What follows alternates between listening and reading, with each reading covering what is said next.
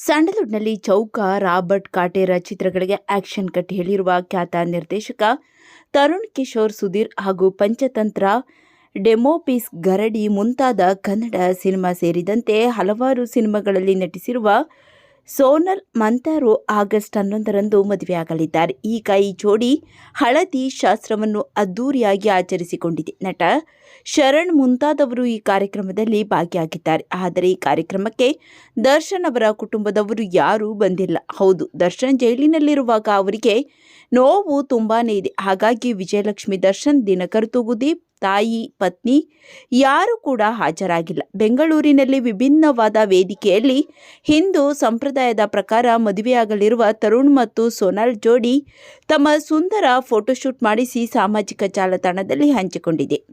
ತಮ್ಮ ಪ್ರೇಮ ಕಥೆಯ ಬಗ್ಗೆ ಹೇಳಿಕೊಂಡಿರುವ ನಟಿ ಸೋನಾಲ್, ನಾವಿಬ್ಬರು ಮೊದಲು ಪರಸ್ಪರ ಪರಿಚಯರಾಗಿದ್ದು ರಾಬರ್ಟ್ ಸಿನಿಮಾ ಸಮಯದಲ್ಲಿ. ಆಗ ಸೆಟ್ನಲ್ಲಿ ಅನೇಕರು ನಮ್ಮಿಬ್ಬರ ಕಾಲೆಳೆಯುತ್ತಿದ್ದರು. ಅದರಲ್ಲೂ ನಟ ದರ್ಶನ್ ನಮ್ಮನ್ನು ಹೆಚ್ಚು ರೇಗಿಸುತ್ತಿದ್ದರು. ಆದರೆ ನಾವಿಬ್ಬರು ರಿಲೇಷನ್ ಬಗ್ಗೆ ಜಾಸ್ತಿ ಯೋಚನೆ ಮಾಡಿರಲಿಲ್ಲ. ಈ ಸಿನಿಮಾ ಬಳಿಕ ನಮ್ಮ ಸ್ನೇಹ ಪ್ರೀತಿಗೆ ತಿರುಗಿತ್ತು. ಪರಸ್ಪರ ಒಬ್ಬರನ್ನೊಬ್ಬರು ಅರ್ಥ ಮಾಡಿಕೊಂಡು ಕುಟುಂಬದವರ ಜೊತೆಗೆ ಮಾತುಕತೆ ನಡೆಸಿ ಎಲ್ಲರ ಆಶೀರ್ವಾದದೊಂದಿಗೆ ಈಗ ಮದುವೆಯಾಗುತ್ತಿದ್ದೇವೆ ಎಂದಿದ್ದಾರೆ. ದರ್ಶನ್ ಜೈಲಿನಲ್ಲಿರುವಾಗ ಈ ರೀತಿಯ ಸಂಭ್ರಮ ಬೇಕಿತ್ತ ಅಂತ ದರ್ಶನ್ ಅಭಿಮಾನಿಗಳು ಬೇಸರ ವ್ಯಕ್ತಪಡಿಸಿದ್ದಾರೆ. ಈ ಬಗ್ಗೆ ನಿಮ್ಮ ಅನಿಸಿಕೆಗಳನ್ನು ತಪ್ಪದೇ ಕಾಮೆಂಟ್ ಮಾಡಿ ತಿಳಿಸಿ.